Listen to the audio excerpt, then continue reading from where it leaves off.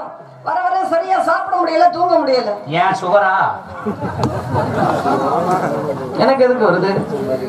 ஒருவேளை இதுக்கு பேர் தான் காதல் அப்படிமாங்களோ? ஆத்தாடி அது கொடிய மிருகம். காதல் கடிச்சா விட. காதல் எப்படி இருக்கும்?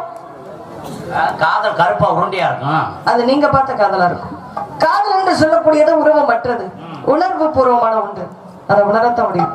அதை எப்படி தெய்வங்களை நேர பார்க்க முடியாது உணர முடியுமோ அதே மாதிரிதான் காதல. மோதலுக்கு அப்புறம் காதல் வரலாம், ஆனா காதலுக்கு அப்புறம் மோதல் வந்தா கடைசி அது சாதல் தான் முடியும்.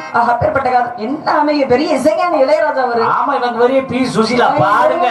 அமைக்கிட்டே இருக்கு. நான் பேசிக்கிட்டு இருக்கும் பொழுது சும்மா இருங்க சித்த. ஏங்க நீங்க என்ன பாட்டு பண்ணாலும் நாங்க வாசிப்போங்க. அசிங்கப்படுத்திடுவீங்க. யார என்னையவா? நீங்க பாடி அசிங்கப்படுத்தினா பாருங்க. எனக்கு அதுக்கெல்லாம் நேரம் கிடையாது. எனக்கு தகுதியானவங்களோட தான் நான் போட்டி போட முடியும்.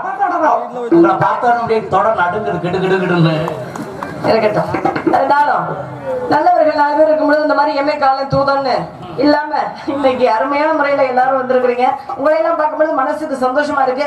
என்னுடைய காதலை இன்னைக்கு எப்படி சொல்லலாம் நினைக்கிறேன் தெரியுமா? எப்படி சொல்ல போறீங்க?